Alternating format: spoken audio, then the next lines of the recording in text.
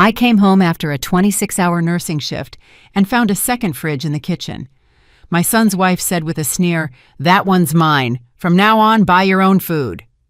She put labels with her name on everything I bought, forgetting they lived there without paying a single dollar in rent. So I prepared a surprise that made them wake up crying.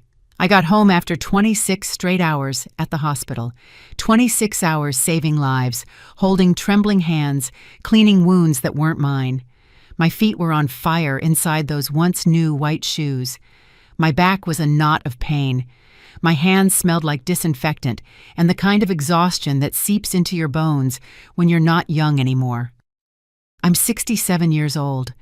I'm a nurse, and I thought the hardest parts of my life were over. I was wrong. When I opened the door to my kitchen, the one I'd cleaned 1,000 times, where I'd cooked every one of my son's birthday meals, where I'd cried over my husband's death, I saw something that didn't belong. A new shiny silver refrigerator right next to mine. I just stood in the doorway, my bag hanging from my shoulder, trying to understand. Had they bought a fridge without telling me what for? Ours worked perfectly fine. Then I heard her voice. "That one's mine. Jessica, my daughter-in-law." She came out of the hallway with that face I knew all too well, that mix of disdain and boredom, as if I were an annoying fly in her space. "What did you say?" I asked. My voice sounded hoarse. I hadn't spoken to anyone outside the hospital for hours. "The fridge, it's mine." She crossed her arms, leaning against the doorframe. "From now on, buy your own food, Hope." She didn't call me mom-in-law. She didn't call me ma'am. She called me by my name like we were roommates, like this wasn't my house. I opened the old fridge, and the air left my lungs. Everything, absolutely everything I had bought 3 days before had yellow sticky labels with her name written on them in black marker. Jessica, the cheese, the tomatoes, the yogurt, the beans, the chicken, even the butter. "What is this?" I whispered. "What I told you." "This is my food, you buy yours." She shrugged. "It's not fair that I have to share what I buy with my money." Her money. Jessica didn't work. She hadn't worked a single day since she married my son 2 years ago. Daniel was the one who supposedly brought in the money, although lately that money seemed to be coming from my own savings every time I loaned them cash for gas, for groceries, for some emergency. Daniel. I tried to call for my son, but he was already there, standing in his bedroom doorway, looking at me with eyes I no longer recognized. The same eyes that looked at me with love when he was a boy. Now there was only discomfort. "Mom, don't make a scene. Jessica's right. We should each buy our own stuff. It's more organized this way." I felt the floor shift beneath me. "But I bought this. I paid for this week's groceries." "And that's why it has her name on it, right?" Jessica said, pointing at the labels. "Now we all know what belongs to who. It's easier." I wanted to scream. I wanted to rip off every single yellow label and throw them in her face. But I was so tired, so terribly tired. I just nodded. I went to my room. I closed the door. And for the first time in years, I sat on the edge of my bed and let myself feel the full weight of what had just happened. They lived in my house, the house I bought by myself on my nurse's salary after my husband died and left me with nothing but debt and an 8-year-old son with chronic asthma. I worked double shifts, triple shifts. I scrubbed hospital floors at 3 in the morning to pay the mortgage. I skipped meals so Daniel could have his medicine. And now they were making me pay to eat in my own kitchen.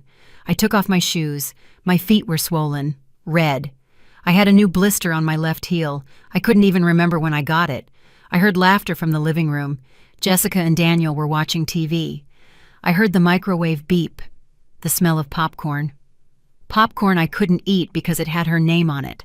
I closed my eyes, and in that silence in the darkness of my own room, something inside me began to change. I didn't know it yet, but that night, exhausted and humiliated, was the last night I would let them treat me like a stranger in my own home. Because sometimes silence isn't surrender. Sometimes it's just the calm before the storm. If this story is touching your heart, subscribe to the channel to follow me to the very end. Because what comes next, nobody saw coming. Not even me. But what I discovered a few days later would make those yellow labels seem like just the beginning of my ordeal. I thought the labels were rock bottom, that they couldn't sink any lower. How naive I was. 3 days later, I came back from another shift at the hospital. This time only 12 hours. But it had been 12 hours of hell. A little girl with severe burns. An old man who died while I held his hand because he had no family. I came home wanting nothing more than a hot cup of tea and silence. I went into the bathroom, and there they were. More yellow labels, on the shampoo, on the soap, on the toothpaste, even on the toilet paper. Jessica. I stood frozen, staring at my own toothbrush, the only object without a label, as if it were the last thing I had left in the world. I left the bathroom. I went to the kitchen. The pots had labels, the pans, the glasses, the plates. I opened the silverware drawer, even the forks, the damned forks. Looking for something! Jessica's voice came from right behind me. I jumped. I hadn't heard her come in. Jessica, this is too much. Too much. She tilted her head with that smile that never reached her eyes. Hope I'm just protecting my things. You know how it is. Sometimes things get lost, mixed up. This way, we all know what belongs to who. But I bought these pots. I bought these plates. 20 years ago. Ah, she shrugged. Then put your name on them, too. I put mine on what's mine. And what exactly did you buy? The words came out harsher than I intended. Her eyes narrowed. Watch your tone, mother-in-law. I'm your son's wife. I deserve respect. Respect. That word echoed in my head as she turned and walked back to the living room where the TV was still blaring. That night, Jessica cooked. The smell filled the whole house. Pot roast, my favorite, the one I had taught her how to make when they first got married. In those early months when we were still pretending to be a happy family, I stayed in my room. My stomach was growling. I hadn't eaten dinner. I only had coffee at the hospital. I thought about going out, getting a little. It was pot roast. She had used my recipe, but I didn't. I couldn't. Not after the labels, not after understanding that every bite I took from that kitchen would be a defeat. I heard their laughter, Daniel and her. They were talking about a TV show, about going on vacation to Florida. When we sell your mom's car, we could have enough for the hotel, Jessica said. Silence. I don't know if she wants to sell it, Daniel answered in a weak voice. Oh, honey, that car is old. She hardly uses it. We need it more. I didn't hear what my son said back. I only heard that he didn't defend me. The next morning I went downstairs early. I had the day off. I needed to talk to Daniel. Alone. Without her. I found him in the kitchen drinking coffee. My coffee. From my coffee maker, which now had a yellow label. Son, we need to talk. He looked up. I saw the dark circles under his eyes. He looked tired, older than his 32 years. Mom, if this is about the labels... It's not just about the labels, Daniel. It's about everything. I sat across from him. It's about how you talk to me, how you treat me. This is my house. I know. Do you really? Because it doesn't feel like it? I took a deep breath. You two don't pay rent. You don't pay utilities. You don't pay property taxes. Nothing. And now it turns out I can't even use my own soap. He rubbed his face. Mom Jessica is my wife. I have to support her. If you don't like how she handles things, maybe you should think about finding your own place. The world stopped. My own place. I don't mean it in a bad way. But we're a young couple. We need our space, privacy. We can't always be worrying if how we organize the house bothers you. My house, Daniel. My house. I know it's legally your house, Mom. You don't have to keep saying it. His tone became irritated. But it's also where I live, where my wife lives. And frankly, sometimes I feel like Jessica is right. You're very old-fashioned. You don't understand how modern families work. I stood up. I didn't say anything else. What could I say? I went up to my room. I took out a box from the closet. A box I hadn't opened in years. Inside were photos. Daniel as a baby, Daniel with his nebulizer, those huge eyes looking at me with fear every time he couldn't breathe. Daniel at his middle school graduation, at his first communion, at the hospital, after the surgery that saved his life when he was 11.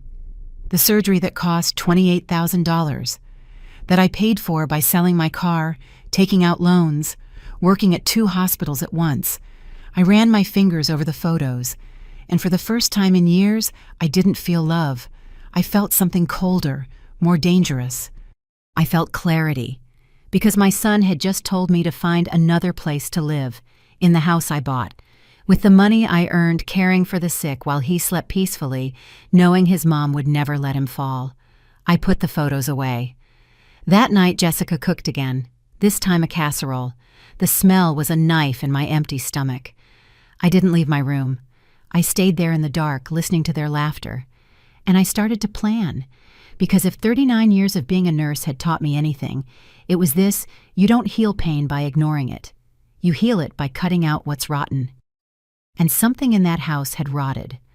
But what I found 2 days later hidden in my son's drawer would change everything forever.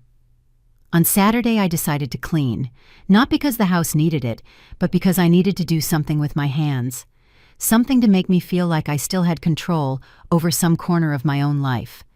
Jessica and Daniel had gone out to look at some things for the apartment, they said. I didn't ask what apartment. I didn't ask anything anymore. I started with the living room, then the bathroom. Then I stopped in front of Daniel's bedroom door. His room. The one that had been his since he was 8. The one I painted blue because it was his favorite color. The one we filled with soccer posters and then rock band posters. I went in. The bed was unmade. Clothes were thrown on the floor. It smelled of that sweet perfume Jessica wore. Nothing of my son's smell. The boy who smelled like soap and dirt after playing outside. I started picking up. I folded the clothes. I made the bed. I wiped down the furniture. And then I saw the nightstand drawer was slightly open. I wasn't going to open it. I really wasn't. But something shiny inside caught my eye. The afternoon sun was hitting it directly, and the glint got my attention. I opened the drawer. Papers. Lots of messy papers. Old receipts. Printed photos of Jessica at the beach and expensive restaurants at bars. All recent. All taken while I was loaning them money for gas. I kept digging, not knowing exactly what I was looking for. And then I saw it. A manila envelope. Thick. With my name written on top in Daniel's handwriting. Mom, important documents. I took them out with trembling hands. Inside were the deeds to the house, the ones I kept in my room and my filing cabinet. How did they get in here? Underneath the deeds was another document. A promissory note, notarized, dated 2 years ago. Loan, $45,000. Debtor Daniel Miller. Creditor Hope Miller. Purpose initial investment for an imported auto parts business. I remembered everything. 2 years ago, Daniel came to me excited. He had a plan. A friend had proposed a business idea, importing car parts from overseas. He was going to be a millionaire. He just needed $45,000 to start. I had that money. I had saved it for 10 years. It was for my retirement, for when I couldn't work anymore. But he was my son, my only son. I'll pay you back in 6 months, Mom, with interest. You'll see. We signed it in front of a notary because he insisted. So you see I'm serious, he said. The business never worked out. The friend disappeared with part of the money. Daniel never spoke of the loan again. And I never asked him about it, because he was my son, and a mother doesn't charge for what she gives with love. Or does she? I kept looking through the envelope. There were more papers, bank statements, from 6 months ago, an account I didn't recognize, in Daniel's name, with regular deposits of $1,500, $2,000. Where was this money coming from if he supposedly wasn't working? And at the very bottom, a folded piece of paper. I unfolded it. It was a printout of text messages between Daniel and Jessica. Jessica. I already talked to the realtor. He says this house in this area is worth like $300,000. Daniel. That's a lot. Jessica. That's the point, honey. Your mom is old.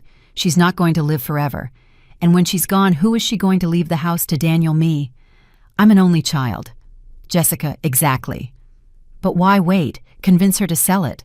We'll tell her it's so she can move somewhere smaller, easier to manage. She keeps $100,000, we keep 200. And with that, we can start our real life, far away from here. Daniel. I don't know. She's going to be mad. Jessica. She'll get over it. Besides, what's she going to do? Kick us out? You're her son. She won't leave you on the street. We'll give her a few months of the special treatment. Soften her up, and that's it. Daniel's special treatment, LOL. Jessica. You'll see. In 2 months, she'll be begging us to help her sell. The date on the message, 3 months ago. The labels appeared 2 weeks after that conversation. I dropped the papers. I sat on my son's bed, and I started to shake. Not from fear, from rage, pure boiling rage that rose from my stomach to my throat. They were pushing me out of my own house with a plan, step by step, humiliation by humiliation. And my son. My son knew. He had planned it. I took pictures of everything with my phone. The messages, the promissory note, the bank statements, the deeds that had no business being in that drawer. I put everything back exactly as I found it. I closed the drawer, I left the room, and I went down to the kitchen. I poured myself a glass of water. My hands were shaking so much I almost dropped it. I looked around. The 2 fridges, the yellow labels on everything. The house I bought with my pain, with my night shifts, with my knees ruined from standing 12 hours a day. The house where I raised my son alone after his father died. The son who now wanted to sell it, to leave with his wife, far away from me. I wiped away the tears I didn't know were falling, and in that moment, something inside me broke for good, but not how they expected. I didn't break down, I broke forward, because it's one thing to forgive, it's another to be a fool. And I had been a fool long enough. I took out my phone, I searched online. Eviction Lawyer Chicago. Several names popped up. I chose one. Mr. Ernest Miller. Good reviews. Office near downtown. I dialed. A secretary answered. Miller Law Firm. Good afternoon. Good afternoon. My voice sounded firm. Surprisingly firm. I need an urgent appointment. I want to evict someone from my property. Is it a tenant? No, it's my son. There was a brief silence. I see. When can you come in? Tomorrow if possible. Let me check. Yes, we have a spot at 11 in the morning. I'll be there. I hung up. I heard the front door open. They were back. We're home, Jessica yelled in that sing-song voice she used when she was in a good mood. Hope, is there anything for dinner? I took a deep breath. I walked out of the kitchen with a smile. Not yet. Do you want me to make something? Jessica looked at me surprised. Daniel, too. Yeah. Whatever is fine, my son said. Perfect. I nodded. I'll make you some eggs. It'll be ready in a minute. They looked at me strangely. Of course they did. I had barely spoken to them for days, barely left my room. But now I was smiling, because now I knew something they didn't. Wars aren't won by the one who shouts the loudest. They're won by the one who strikes when the enemy lets their guard down. That night, I cooked them dinner. I set the table. I even washed the dishes. Jessica and Daniel exchanged confused glances. Are you okay, Mom? He asked. Very well, son. I just thought... You're right. I've been too tense. I'm sorry about that, Jessica smiled, a victorious smile. I'm glad you understand, Hope. In the end, we all want what's best for the family, right? Of course, I replied, looking her straight in the eye. What's best for the family? I went up to my room, closed the door, and for the first time in weeks, I slept soundly, because tomorrow the war would begin, and they didn't even know they had already lost. What the lawyer told me the next day was the beginning of the end for them. On Monday, at 11 o'clock sharp, I was sitting across from Mr. Ernest Miller. His office smelled of coffee and old paper. He had a huge bookshelf filled with legal codes. On the wall, his law degree hung next to a picture with the governor. He looked serious, but his eyes were kind. Tell me everything, Mrs. Miller. Take your time. And I told him. The labels, the messages, the loan, they never paid back the house in my name, everything. He took notes, nodding occasionally. When I finished, he took off his glasses and looked at me intently. Do you have proof of all this? I have pictures of the messages. I have the notarized promissory note for the loan. I have the deeds to the house. Everything is in my name. Do they pay rent? No. Nothing utilities. Not those either. I pay for everything. Electricity, water, gas, property tax, internet. Everything. He nodded slowly. Ma'am, legally, you have every right to evict them. It's your property. They have no lease agreement. They pay nothing. They are what we call occupants without title. He paused. But he's your son. Are you sure about this? I was quiet for a moment. Was I sure I thought about the yellow labels, the messages planning to sell my house, Daniel telling me to find another place? Yes, I replied. I'm sure. All right, I need you to sign a power of attorney. We'll start the legal process. It will take a few weeks, but we can speed things up if they don't cooperate. He opened a folder. We can also claim the loan. With interest, we'd be talking about, let me calculate, around $62,000. The figure made me dizzy. That much? Interest accumulates, ma'am. And your son signed a legal promissory note. That's money you can claim. I signed the papers. I paid the retainer fee for his services, $1,500 money I had saved for emergencies. This was an emergency. I left the office with a strange feeling in my chest, as if I had just jumped out of a plane without being sure the parachute would open, but there was no turning back. That same evening, I got home later than usual. I had stopped by the supermarket. I bought my own things mine, the ones I would label if necessary. When I opened the door, I heard voices in the living room, many voices. I walked in and froze. Jessica's parents, Sebastian and Rachel, were sitting on my couch as if they owned the place. Ah, the mother-in-law has arrived, Rachel said with a smile that didn't reach her eyes. Good evening, I mumbled.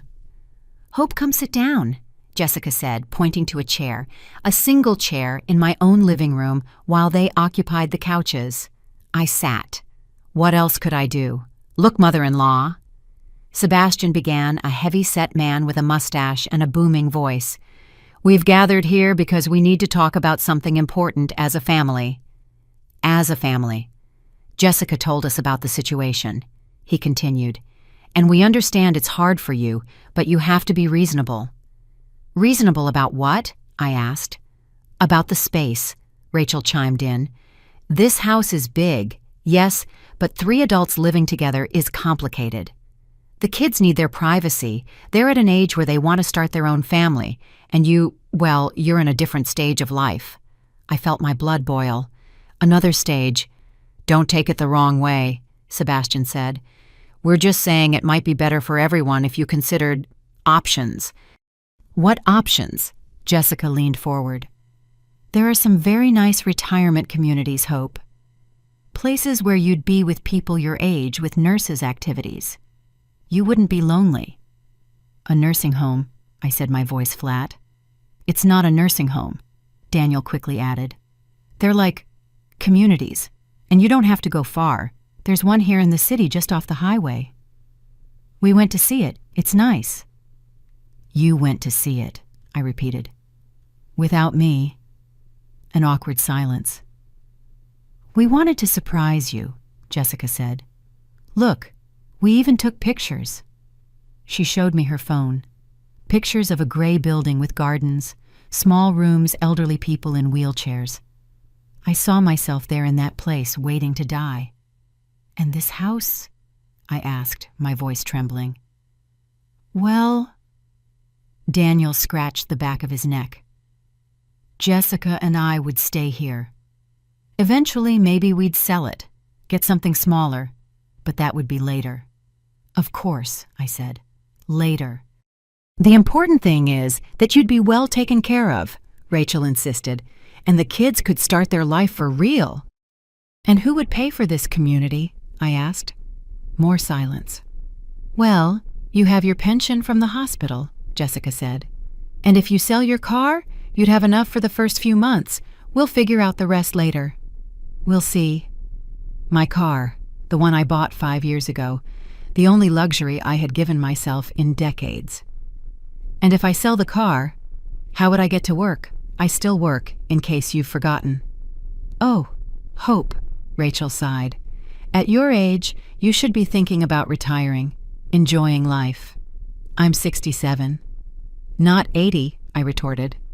But you work too much, Jessica said in a syrupy voice. You get tired, you get sick. Wouldn't it be better to rest? I looked at my son. He wasn't looking at me. He was looking at the floor. Is that what you want, Daniel, for me to leave? He looked up. I saw something in his eyes. Guilt, shame. Mom, we just want what's best for you. What's best for me? I stood up. Or what's best for you? Don't start with your drama, Jessica said, rolling her eyes. It's not drama, Jessica. It's a question. What do you gain if I leave? You gain, she exploded, you gain peace and quiet. You gain care. You gain not having to clean this huge house. This house that I bought. Oh, here we go. Always the same thing. My house, my house. Jessica stood up too. Yes, it's your house. But it's also where your son lives. Or what are you going to kick him out? Jessica, calm down, Sebastian said. I won't calm down. I'm sick of this situation. She turned to me. Ever since I came to this house, I've tried to get along with you. But you only know how to play the victim. Everything has to be your way. Well, not anymore, Hope. You're not the only one living here anymore. And if you can't accept that, then yes, maybe you should find another place. The silence that followed was thick. I looked at Daniel. Do you think the same? He rubbed his face. Mom, I think Jessica has a point. You can't keep controlling everything. This house, yes, you bought it. But it's my home too. And if I want to live here with my wife, that's my decision. Your decision. I felt something break in my chest. And what am I? An inconvenience. Nobody said that. Rachel intervened. You don't have to say it, I murmured. I turned and walked up the stairs. Behind me, I heard Jessica. Oh, now she's mad. She'll be over it by tomorrow. And laughter, soft laughter, as if none of this mattered. I went into my room. I locked the door. And this time I did cry. I cried like I hadn't cried in years. I cried for the son I raised, for the sleepless nights when he had a fever, for the 3 jobs I worked to pay for his school, for every dollar I saved, thinking about his future. I cried until there were no tears left. And when I was done, I washed my face. I looked in the mirror. My eyes were red, swollen, deep, dark circles. But I also had something new in my gaze. Decision. I took out my phone. I found Mr. Miller's number. I sent him a message. Mr. Miller, proceed with everything. I want them out of my house as soon as possible. The reply came in seconds. Understood, Mrs. Miller. We will file the lawsuit tomorrow. I put the phone away. I lay down. And before I fell asleep, I whispered into the darkness, Forgive me, Daniel, but I can't save you from yourself anymore. What happened 3 days later would make Jessica stop smiling forever. The next few days were strange. I acted normal. Too normal. I said hello in the mornings. I made my breakfast without complaining about the labels. I went to work. I came back. I shut myself in my room. Jessica was confused. I saw her looking at me several times with a frown as if trying to figure out what had changed. Daniel simply avoided me. He left early. He came back late. When we crossed paths, he looked away. Good. Let them think I had given up. Let them think I had accepted my fate as a bothersome old woman who would soon go quietly to a retirement home. But at night when they slept, I worked. I watched. I listened. I investigated. I figured out their routines. Jessica got up at noon. She took a shower in my master bathroom, which now had a lock on the outside, and she went out, sometimes to the hair salon, sometimes for coffee with friends. She came back with shopping bags. Zara, Bershka, brands I could never afford for myself. Daniel left early, supposedly to look for a job, but he came back smelling of beer, of cigarettes, with red eyes. One Tuesday night while they were watching a movie in the living room, I went into their room again. This time, I knew exactly what I was looking for. I checked the pillowcase drawer. I went through the clothes. Nothing. I looked under the bed. Shoe boxes. I opened them one by one. In the third one, I found what I needed. Bank statements, updated to last month. Regular deposits of $1,800 every 15 days. Where was it coming from? I kept looking. There were receipts from bars, from expensive restaurants, one from the Marriott Hotel. A hotel. Why did they need a hotel if they lived here? And then I saw a sealed envelope. I opened it. Inside was a brochure from a real estate agency. Pre-sale apartments, a fancy neighborhood, starting at $280,000. One of the apartments was circled in red marker.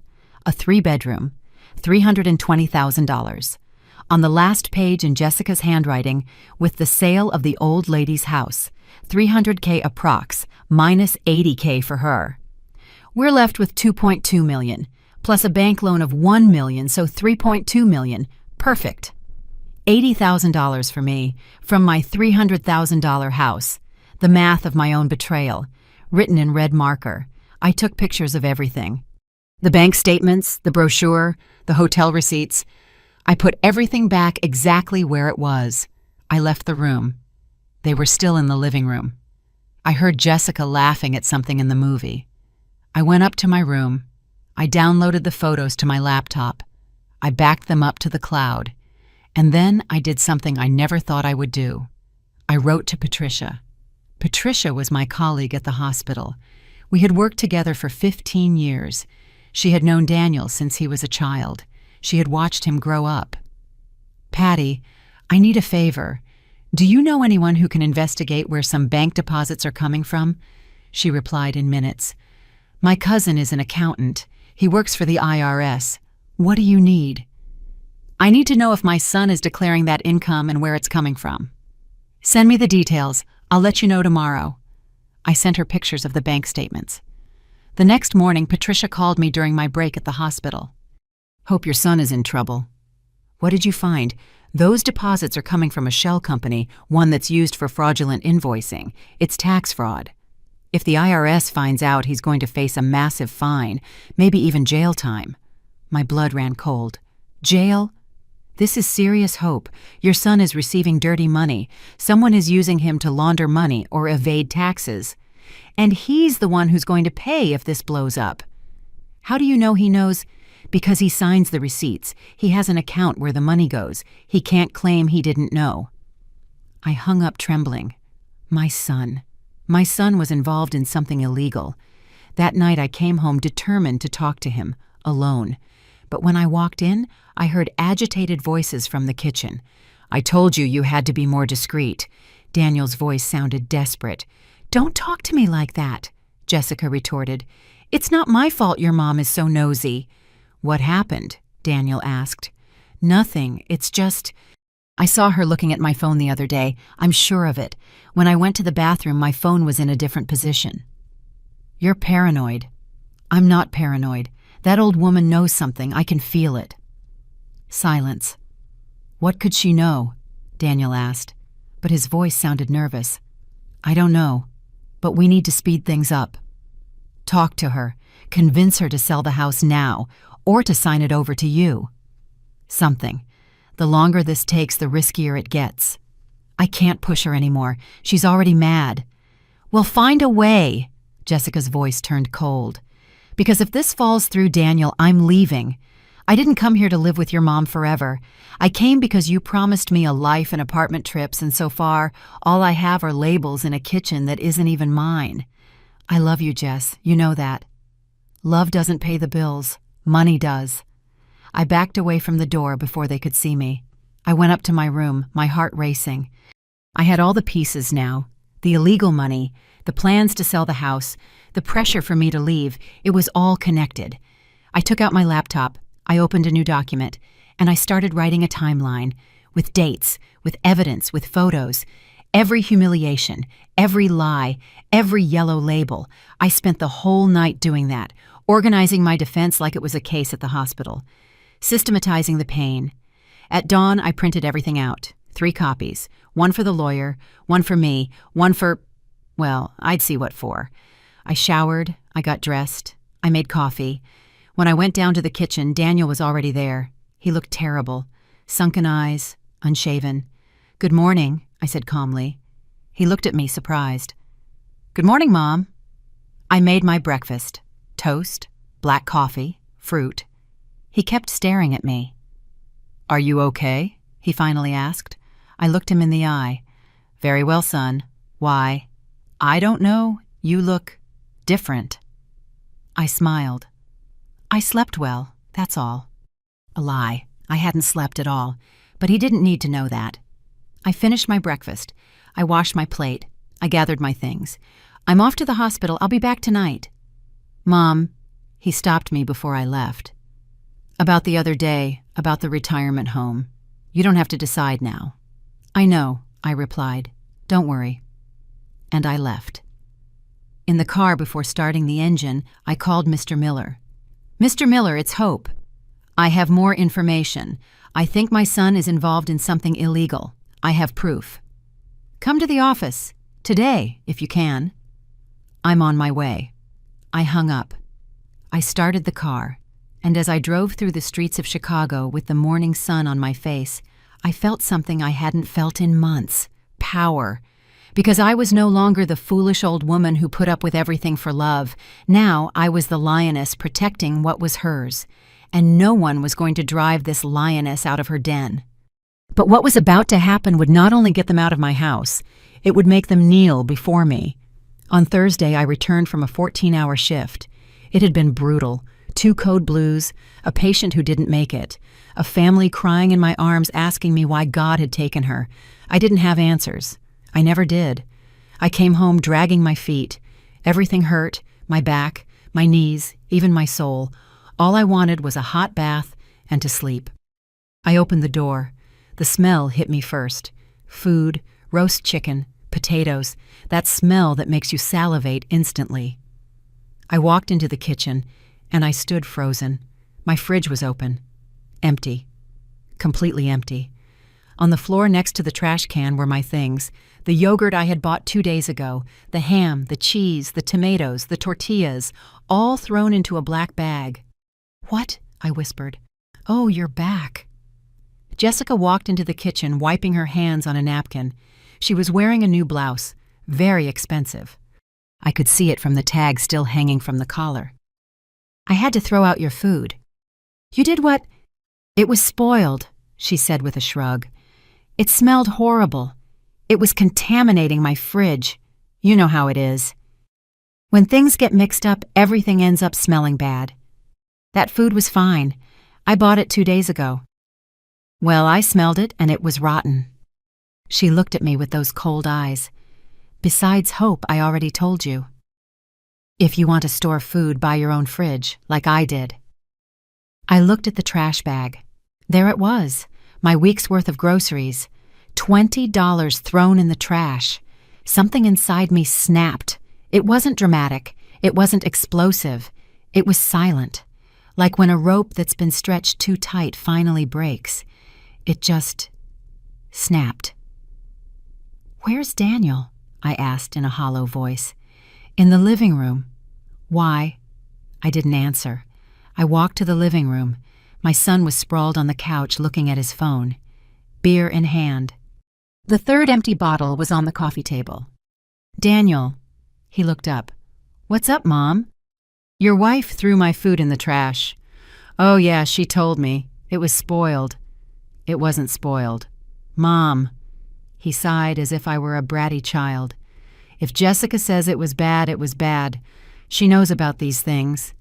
She knows. I felt my voice break. I've been buying food for 40 years. I think I know when something is rotten. Just drop it. He stood up, stumbling a little. He was drunk. I'm tired of your drama. My drama? The words came out like knives. My drama, Daniel. She threw out $20 worth of food. $20 that I earned working while you sit here drinking beer that I paid for. You didn't pay for this beer. Jessica bought it. With what money, Daniel? With what money does Jessica buy things if she doesn't work? That's not your problem. Of course it's my problem. You live in my house, eat my food, use my utilities. That's enough, he yelled. For the first time in years, my son yelled at me. I'm sick of it. Sick of everything having to be about you. Your house, your food, your money. We get it. You did everything. You're the great martyr, the saintly mother who sacrificed everything. The words hit me like fists. Daniel. No. I'm tired of it, Mom. I'm tired of feeling guilty for existing, of feeling like I owe you every breath because you worked so hard. I didn't ask to be born. I didn't ask for Dad to die. Those were your choices, not mine. The silence that followed was unbearable. Jessica appeared in the doorway. She had a small, triumphant smile. I looked at my son, at this 32-year-old man with eyes red from alcohol and rage, and I didn't recognize him. The boy who used to hug my legs when he had nightmares. The teenager who brought me flowers on Mother's Day with his first paycheck. The young man who cried on my shoulder when his first girlfriend left him. That boy was gone. In his place was a stranger who hated me. All right. I said, my voice so low I could barely hear myself. All right. I turned, went up the stairs, went into my room, locked the door, and then for the first time in my life, I felt like I couldn't breathe. Not physically. My lungs were working, but something deeper, something in the center of my chest had closed up. I sat on the bed, took out my phone. With trembling hands, I dialed my sister Lucy. She lived in another state. We didn't see each other much, but we had always been there for each other. Hope, what's wrong? She answered, concerned. It was 10 at night. And then I broke down.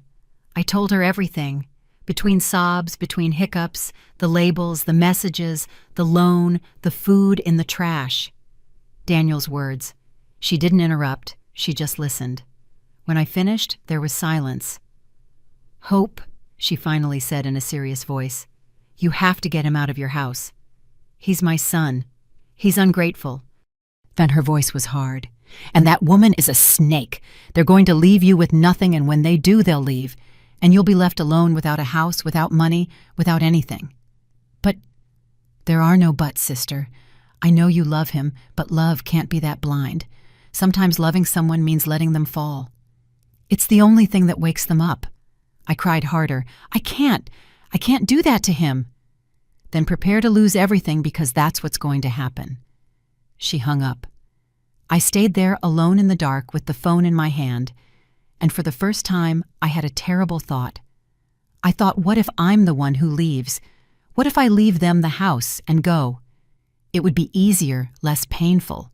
I could rent a small room, work until I retire, die peacefully knowing I didn't break up my family. But then I remembered something. I remembered the day I bought this house. Daniel was 12. We had been renting a horrible apartment in a dangerous neighborhood for 2 years, but I had saved dollar by dollar for 5 years. The day I signed the deeds, I came home crying with happiness. My son, I told him, we have a house, a real house. No one can take it from us. He hugged me. He smelled like kids' soap and dreams. No one, Mom. Not even if we don't pay rent. No one, because it's ours, yours and mine. I opened my eyes. Yours and mine. Not Jessica's. Not her parents'. Not anyone else's. Mine. I got up. I dried my tears. I opened my dresser drawer. I took out the folder where I had all the evidence, the photos, the documents, and I took out something else. The original deeds to the house. The ones I had retrieved from Daniel's room and kept in mine. I opened them. There was my name, Hope Miller, owner. I ran my fingers over the letters. 40 years of work, 40 years of pain, 40 years of sacrifice. It was all on this paper. And no one was going to take it from me. I took my phone. I found my chat with Mr. Miller. I wrote, Mr. Miller, I need to see you tomorrow. Urgent. We're going to accelerate everything. What happened, Mrs. Miller? I'm not waiting anymore. I want them out of my house by next week. Understood. First thing tomorrow. I'll prepare the documents. I put the phone away. I lay down. And this time, I didn't cry, because the tears were gone. In their place was something harder, colder, determination. My son thought I was weak. that I was going to give up. But he forgot something. He forgot that women who raise children alone, who work 3 jobs, who endure pain, and keep standing, we don't break. We transform. And when someone touches what we love most, we become relentless. Daniel was about to learn something I had taught him when he was a child. Every action has a consequence. And his were just about to arrive. What I did on Saturday morning made Jessica lose that smile forever. On Friday at 8 in the morning, I was sitting across from Mr. Miller. This time, I wasn't shaking. I wasn't crying. I was as firm as a rock. "Mrs. Miller, I've prepared everything." He placed several documents on the desk. "Here is the eviction notice. Here is the lawsuit for the unpaid loan, $62,000 with interest. And here," he pulled out another paper, "is the lawsuit for moral damages and improper use of property. We estimate an additional $15,000. "Moral damages?" I asked. "You have suffered psychological abuse in your own home, systematic humiliations. That has legal value." He looked at me seriously. "If we take this to court, we could win even more. But I warn you, it will be long, painful, and public." "How long?" 6 months, maybe a year." I shook my head. "I don't have a year. I need them out now." "Then we have another option." He leaned back in his chair. "We confront them. We show them all the evidence. We make it clear that either they leave peacefully or we destroy them legally. With the evidence you have, especially the illegal money, your son could go to jail." The word jail hit me in the chest. I don't want him to go to jail. "I know, but he doesn't have to know that." Mr. Miller leaned forward. "Fear can be more effective than any trial. If he thinks he could go to prison, he'll cooperate. And if he doesn't, then we proceed with everything. No mercy." He paused. "Ma'am, I know he's your son, but if you don't set boundaries now, they will destroy you. They will sell your house. They will leave you on the street. And they won't look back." I closed my eyes. I took a deep breath. "Let's do it. But I want to be present. I want to see their faces when they find out." "Are you sure?" "Completely." I signed the papers, all of them, the eviction notice, the lawsuit for the loan, everything. "Mr. Miller put them in a manila envelope. "When do you want us to serve them?" "Tomorrow, Saturday morning, when they're home, relaxed, confident." He nodded slowly. 10 o'clock tomorrow. I'll go personally with a process server. Will you be there?" "I'll be there." That night I came home earlier than usual. Jessica was in the living room painting her nails. Daniel was asleep on the couch with his mouth open. "Hi," I said. Jessica barely looked at me. "Hi." I went up to my room, but not to hide. This time, to plan. I took an old suitcase out of the closet. I started packing my most important things. Documents, photos, clothes, my hospital uniforms, everything I didn't want them to touch, because tomorrow after the notice, I didn't know what might happen. I stored the suitcase under the bed. Then I did something I never do. I opened my jewelry box, the one my mom gave me before she died. There were few things inside: a gold ring, my wedding earrings, a thin chain, and a photo, and an old faded photo of my husband, Richard, smiling, with baby Daniel in his arms. I took it out. I looked at it for a long time. "Forgive me, my love," I whispered. "I know you wanted me to take care of our son, but I think taking care of him now means letting him go, letting him fall so he can learn." I put the photo away. I closed the jewelry box. And that night, for the first time in weeks, I slept soundly, without nightmares, without tears, because there was nothing left to decide. The decision was made. On Saturday, I woke up at 7 in the morning. I showered. I dressed in my best clothes: black pants, a white blouse, closed-toe shoes. I did my hair. I put on a little lipstick. I looked in the mirror, and I saw a different woman. I wasn't the exhausted nurse. I wasn't the humiliated mother. I was Hope Miller, owner of this house, a woman who raised a son alone, a woman who saved lives, a woman who was not going to be walked over anymore. I went down to the kitchen.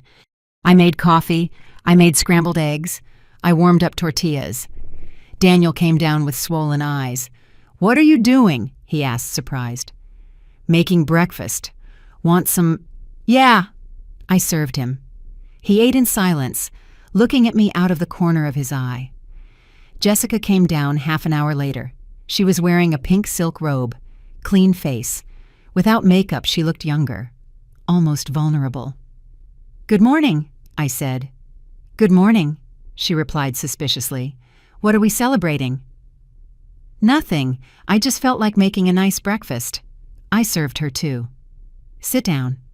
She sat but didn't touch the food. "What do you want, Hope?" "Want nothing. Can I make you breakfast?" "You can, but it's weird. You've barely spoken to us for weeks, and now this." I smiled. "Maybe I'm just tired of fighting." Daniel and Jessica exchanged glances. At 9:30, my phone rang. It was Mr. Miller. "Ma'am, we're arriving." "Perfect. I'll open the door." I hung up. "Who was that?" Daniel asked. "No one important." I stood up. "I'll get the door. I'm expecting a delivery." I went to the door. I opened it. There they were, Mr. Miller in his gray suit and a younger man with a briefcase, the process server. "Good morning, Mrs. Miller." "Good morning. Please come in." They entered. Daniel came out of the kitchen. "Who are you?" he asked. The lawyer spoke in a clear, professional voice. "Good morning. I am Ernest Miller, an attorney. I am here to serve Daniel Miller and Jessica Miller with a legal complaint filed by Mrs. Hope Miller." The silence that followed was absolute. Jessica appeared in the kitchen doorway. "A lawsuit. What are you talking about?" The process server took the documents from his briefcase. "Daniel Miller, you are hereby served with 1. Immediate eviction from the property located at 847 Juarez Avenue. 2. A lawsuit for default on a loan documented before a notary public total amount due $62,000. 3. A lawsuit for moral damages and improper use of private property, estimated amount $15,000. Daniel turned pale. "Mom, what is this?" "This," I said in a firm voice, "is the end." Jessica snatched the papers from the process server's hands. "This is insane. You can't sue us. We're your family." "Family." I repeated the word as if it were poison. "The family that put labels on my own food. The family that planned to sell my house from under me. The family that threw $20 worth of my food in the trash." "Mom, wait."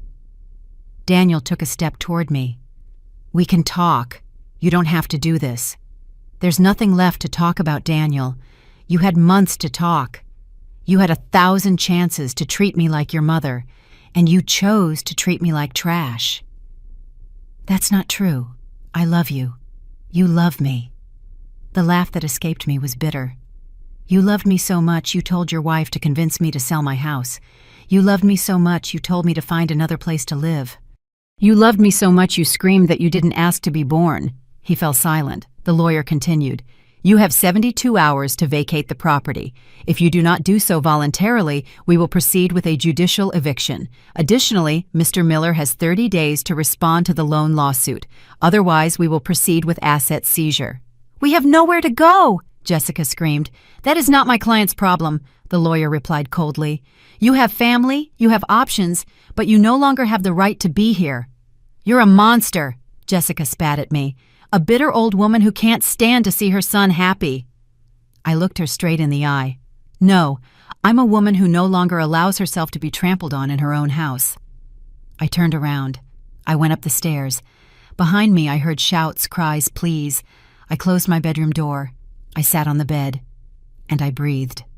For the first time in months, I truly breathed. Because the weight I had been carrying for so long had finally been lifted. I was no longer their victim. I was their judge. But what I found at my door 3 hours later would make me doubt everything. 3 hours after the lawyer left, everything was silent. A thick, dangerous silence. I stayed in my room, listening, waiting. I heard hurried footsteps, doors slamming, Jessica crying, Daniel talking on the phone in a desperate voice, and then nothing. I peeked out the window. The car was still in the driveway. They hadn't left. I went downstairs carefully. The living room was empty, the kitchen too.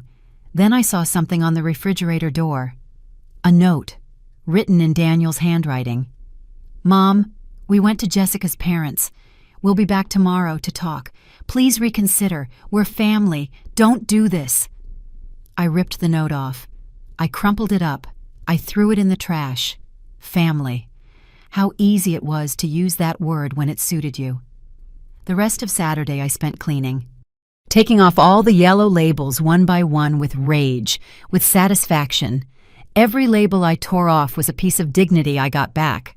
I cleaned out Jessica's fridge. I emptied it completely. I threw all her food in the trash. I felt a dark pleasure doing it. Now you know how it feels, I thought. That night I slept with the door locked. Sunday dawned cloudy, gray. I got up early. I made coffee. I sat in the kitchen waiting. I knew they would be back, and I was right. At 10 in the morning I heard the car, voices, the door opening. They came in. Daniel, Jessica, and her parents, the 4 of them. Sebastian came in first, his face red with anger. "Where is she?" he yelled. "I'm right here," I said, coming out of the kitchen. He saw me and advanced toward me, his finger pointed. "Who do you think you are suing, my daughter? I'm the owner of this house, and your daughter is an abuser." "My daughter is no abuser. You're the one who can't get along with people." "Sebastian," I said with a calm I didn't know I had, "your daughter put labels on my own food, in my own house. She threw my food in the trash. She treated me like trash. And you told me to go to a nursing home so they could have my house." "Nobody said that," Rachel intervened. "Of course you did. Here in this living room 2 weeks ago. We were looking for options. For your own good." "For my good," I repeated. "Is selling my house for my good, putting me in a nursing home and leaving me with crumbs, is for my good." "That house is worth $300,000, Jessica yelled. "We weren't going to leave you with nothing." "Ah," I nodded. "You were going to leave me $80,000, like your note says, the one I found, where you calculated how much you'd have left after selling my house." She fell silent. "What note?" Daniel asked. "The note your wife wrote on an apartment brochure, where she planned to steal $220,000 from my own house." "It's not stealing," Jessica mumbled. "We were going to give you your share." "My share." The rage rose in my throat. "My share of my house. Are you listening to yourself?" Sebastian stepped between us. "Look, Mrs. Miller, I know you're upset, but we can fix this without lawyers, without drama, like civilized people." "I don't want to fix anything anymore." "Don't be stubborn," he yelled. "If this goes to court, everyone loses." "Not me. I have all the proof, messages, documents, witnesses." I looked at them one by one. "And I have something else, something I found out this week." Daniel turned pale. "Mom, don't." "Your son," I said, looking at Sebastian, "is receiving illegal money, deposits from a shell company, tax fraud. If the IRS finds out, he's going to jail." The silence was absolute. "That's a lie," Jessica said, but her voice was trembling. "It's not a lie. I have the bank statements. An accountant has already reviewed them. And if this goes to trial, that information will come out." Daniel collapsed onto the couch. "Mom, I didn't know. A friend offered me that job. I was just signing invoices. I didn't know it was illegal." "But you signed? And you received the money? And you spent it?" My voice was ice. "On hotels, on expensive restaurants, on clothes for your wife, while you told me you didn't have money to pay the light bill." "Stop it!" Jessica screamed. "Stop playing the victim. You're the one destroying this family." "I didn't destroy anything. You did. Label by label, humiliation by humiliation." "They were just labels. It's not that big of a deal."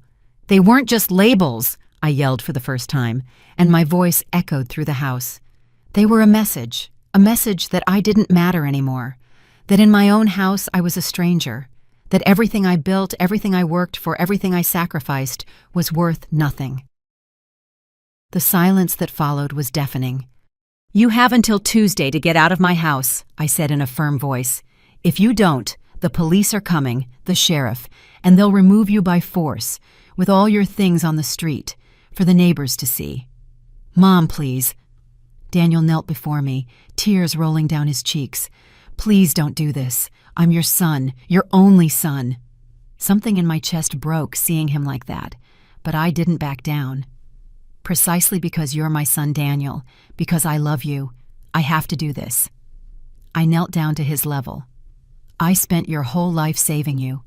From your illnesses, from your debts, from your mistakes, and all I managed to do was make you believe there would always be someone to clean up your messes. That's not true. Yes, it is, and you know it. I wiped a tear from his cheek. You're 32 years old. You don't work. You live off handouts. Your wife doesn't work, and you were planning to sell my house to continue living without responsibilities. What kind of life is that? The one we could have? No, the one I allowed you to have. But that's over. I stood up. It's time for you to grow up, son. And if that means losing you, I accept it. You're a monster, Jessica screamed. No, I'm a mother who will no longer allow herself to be used. Sebastian took a step forward. This isn't over. We're going to hire a lawyer. We're going to fight. Perfect, I replied. My lawyer is waiting for you, but I'm warning you. Every day you spend here after Tuesday, I'm going to sue you for damages, $100 a day, plus the $62,000 from the loan, plus the $15,000 for moral damages. Do the math. You have no heart, Rachel whispered. I did, but you broke it into pieces. Now all I have is dignity, and that you won't take from me. I turned and went upstairs. Behind me, I heard crying, shouting curses. I closed my bedroom door. I sat on the bed. And the tears I had been holding back finally came. Not of sadness, but of liberation. Because finally, I was free. But what happened on Monday night would change everything. And it would make me see my son in a new light. Monday was the longest day of my life. I went to the hospital early, a 12-hour shift. I needed to be away. I needed air. My colleagues noticed something was wrong. Patricia took me to the cafeteria during our break. Hope you look terrible. What happened? I did what you said. I sued them. I'm kicking them out of my house. She hugged me. You did the right thing. Then why do I feel so bad? Because he's your son. And even though he hurt you, he's still your son. She squeezed my hands. But remember, sometimes letting someone fall is the only way for them to learn to stand up on their own. I got home at 8 p.m. Daniel's car wasn't there. I opened the door with my heart racing. The house was silent, but something was different. I went into the living room.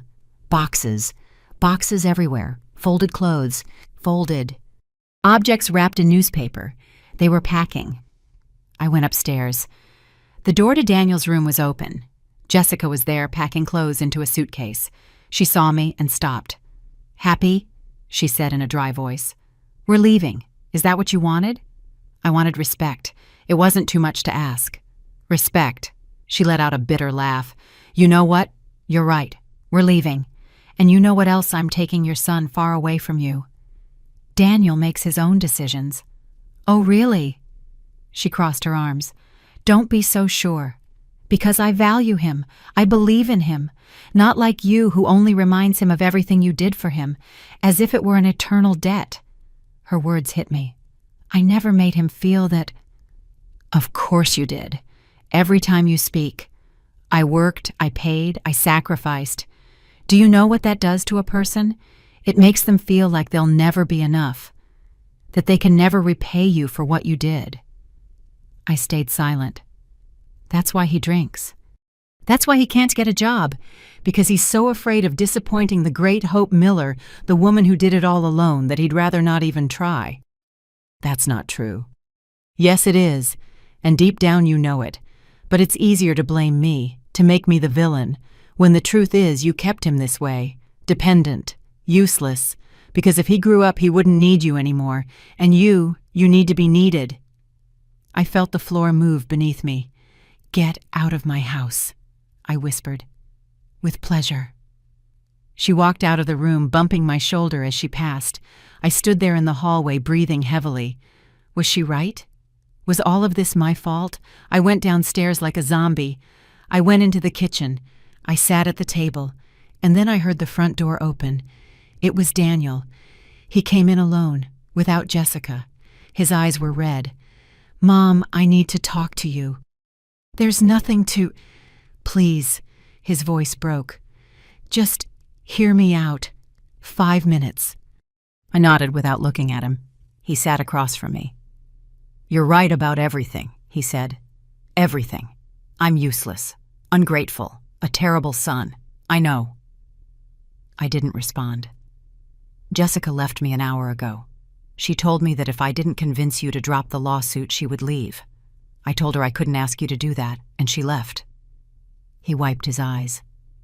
"Her parents came to pick her up. She told me to call her when I grew up and became a real man. But as long as I was living off my mom, she didn't want anything to do with me."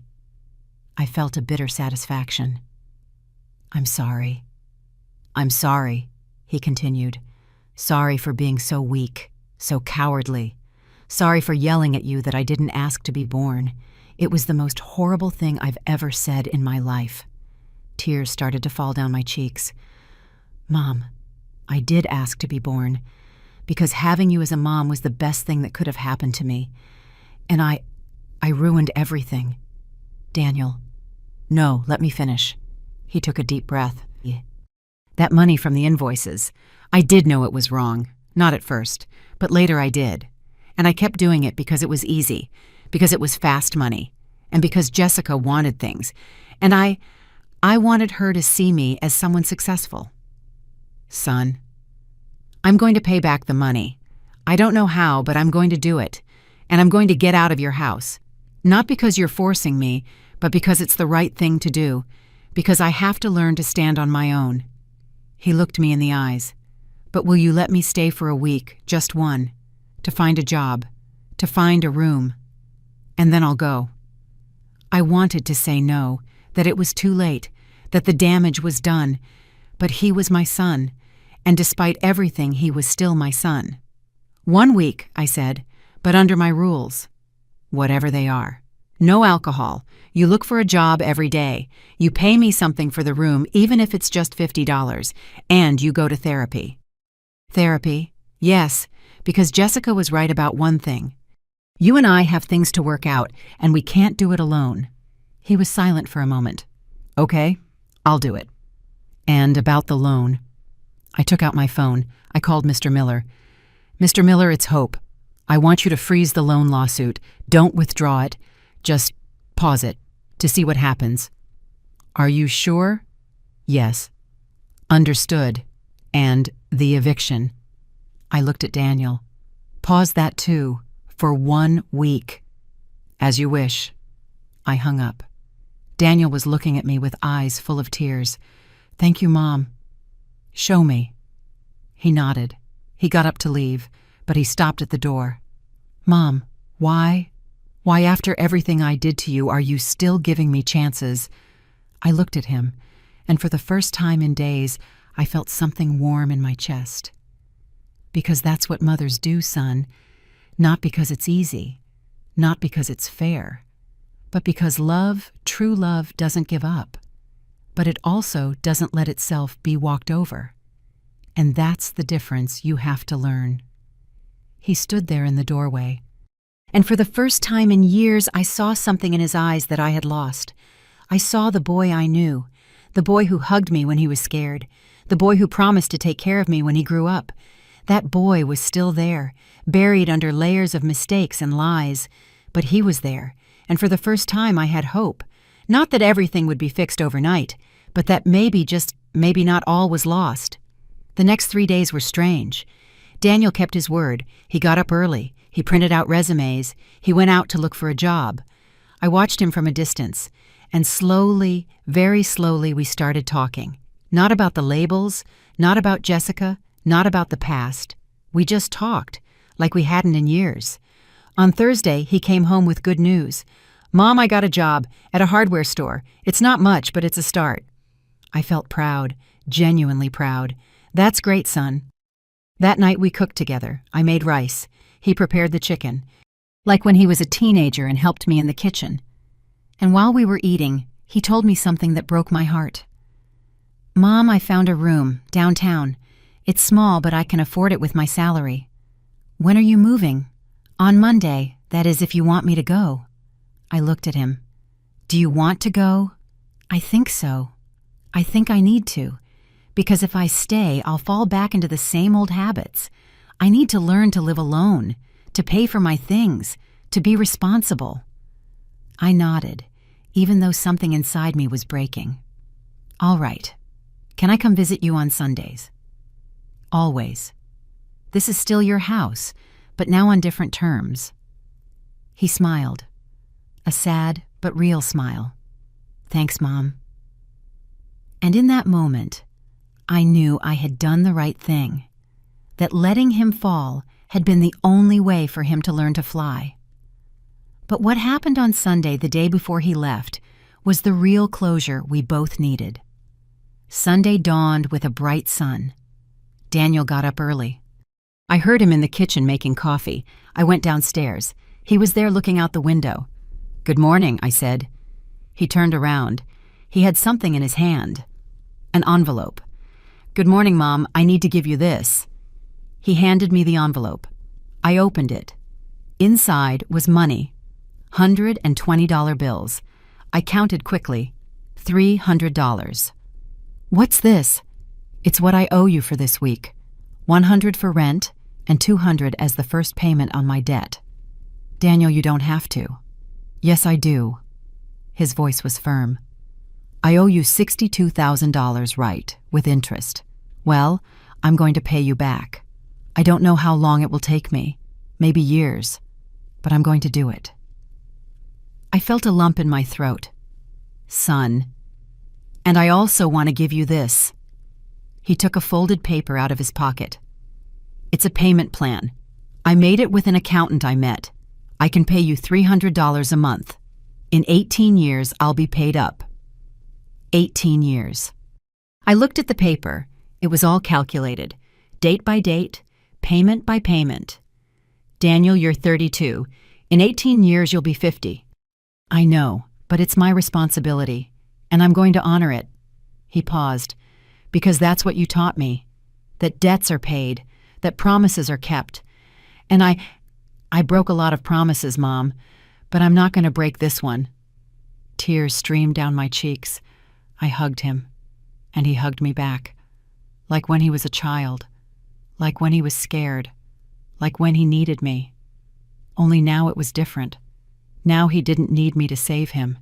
He was hugging me because he loved me, and that changed everything. That afternoon, I helped him pack his last things. While we were folding clothes, he said, "You know, Jessica texted me yesterday." I looked up. What did she want? "She asked if you had dropped the lawsuit. I told her no, that you were right, that I had been an idiot." He smiled bitterly. "She called me a loser, said I would never amount to anything, and that she hoped I would rot in my mom's house forever." "I'm sorry, son." "Don't be." He looked at me. "Because she was right about one thing. I was a loser, but I don't want to be one anymore, and if I have to lose her to stop being one, then so be it." I sat on the bed. "Do you miss her?" "Sometimes, but more than her, I miss who I thought I was when I was with her." He closed the suitcase. "I thought I was important, successful, but it was a lie. It was all money that wasn't mine, a house that wasn't mine, a life that wasn't mine. And now I have a tiny room, a job that pays $600 a week, and a $62,000 debt." He let out a laugh. "But it's mine. It's my life. For the first time in years." I felt proud, deep and real. "Your dad would be proud." He fell silent. His eyes filled with tears. "You think so? I know so. Because your dad made mistakes too. A lot of them. But he always got back up. He always tried. Always. And that's what you're doing." He wiped his tears. "Can I confess something to you?" "Of course. For years I hated you, not all the time, but sometimes, because you were always perfect, the perfect nurse, the perfect mother, the one who did everything right. And I could never live up to that. I was always the son who needed help, the sick son, the son who cost money. Son. And when I met Jessica, she made me feel enough, like I didn't have to be perfect, Like I could just be. He took a deep breath. But the truth is, she didn't love me. She loved what I could give her, and when I couldn't give her any more, she left. Not all women are like that. I know, because you're not like that. You could have left. You could have let me fall when all this started. But you didn't. You gave me one last chance, and that? Mom, no one else would have done that. He hugged me again, and in that hug was everything. Forgiveness, pain, love, hope. At 5 p.m, the moving truck arrived. Well, it wasn't really a truck. It was a friend's pickup that Daniel had hired for $20. Between the two of us, we loaded his things. There weren't many. A disassembled bed, boxes of clothes, some furniture. The neighbors watched us from their windows. Mrs. Gable from next door came out. "Is the boy leaving Hope?" "Yes, Mrs. Gable. He's moving out on his own." "Oh, that's wonderful. It's about time. A man should stand on his own 2 feet." She looked at Daniel. "Work hard, son, and visit your mother often. She needs you." "I will, Mrs. Gable, I promise." When we finished loading everything, Daniel stood in front of the house, looking at it, as if he were seeing it for the first time, or the last. "I grew up here," he said softly. "I took my first steps here. I had nightmares here, and you calmed me down. I had breakfast here before school every day for 20 years. He turned to me. This house is my history, and I'm going to miss it. It will always be here, and so will I. I know, but it won't be the same, and that's okay, because it's what I need." He got into the truck. "See you on Sunday. Okay for lunch?" "I'll be waiting. I'll make your favorite. Pot roast. Whatever you want." He smiled. He closed the truck door, and he left. I stood there, on the sidewalk, watching him drive away. And when the truck turned the corner and disappeared, something inside me let go. I cried. But not from sadness, from relief. Because finally, I had let my son go. Not because I didn't love him, but because loving him meant letting him grow. Even if it hurt. Even if it left me alone. 6 months later. I'm sitting in my living room. My house is quiet. But it's no longer a heavy silence. It's a peaceful silence. Daniel comes every Sunday, as promised. Sometimes he brings food. Sometimes we cook together. He tells me about his work, his colleagues, about how he's saving money. He's already paid me $2,000 of his debt.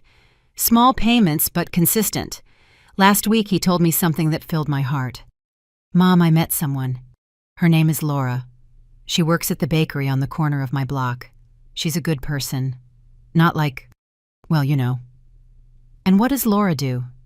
"She works. She studies at night. Business administration. She wants to open her own business someday." He smiled. "I like that she has her own dreams, that she doesn't need me to solve her life for her. I'd like to meet her. I'll bring her soon, but slowly. I'm taking everything slowly now. And that gave me more joy than anything else." Jessica tried to come back 3 months ago. She showed up at the door crying, saying she had made a mistake, that she loved Daniel, that he should forgive her. But Daniel told her something I'll never forget. "I have nothing to forgive you for. You taught me something important. You taught me that love isn't labels on a refrigerator. It's not staying with someone because it's comfortable. It's choosing every day to be there. And you didn't choose me. You chose my house, my money, my comfort. And when that was gone, you were gone too. So thank you. But no." She left crying. And Daniel came back into the house. He hugged me. "Thanks for not letting me fall for the same thing. I didn't do anything. You did it on your own." "No, I did it because you taught me, the hard way, with lawsuits, with pain.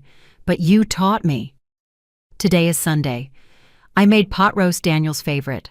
I also invited Patricia and my sister Lucy, who came from out of state. Daniel arrived with Laura, a pretty girl with warm eyes and a shy smile. "Mom, this is Laura. It's a pleasure to meet you, ma'am. Daniel has told me so much about you. I hope good things." "Only good things." she said with sincerity. He told me how you saved him, not just when he was a child, now too. I didn't save him. He saved himself. Daniel looked at me. No, Mom, you saved me by letting me fall. It was the shock I needed to wake up. We ate together. We laughed. We talked. And at that table, surrounded by my son, who had finally found his way, I felt something I hadn't felt in years. Peace. Not because everything was perfect, but because I had finally done the right thing. I loved my son enough not to save him anymore. And in that act of tough love that hurts but heals, I saved him for real. That night, after everyone left, I sat in my living room. I looked around. There were no more yellow labels. There was no more tension. There was no more hate. There was just a house. My house. The house I bought with my hard work. The house I defended with my dignity. And I realized something. True wealth is not in what you own. It's in what you don't allow to be taken from you. Your dignity, your respect, your self-love. No one can take that from you. Unless you let them. And I was never going to let them again. If this story touched your heart, leave me a comment telling me where you're watching from. Give it a like if you believe that sometimes to love is to let go. And subscribe to keep hearing real stories of women who did not give up in the face of injustice on Elderly Stories. Because true strength is not in enduring everything. It is in knowing when to say, enough is enough. And getting up, again and again and again, until your dignity is yours once more. The end.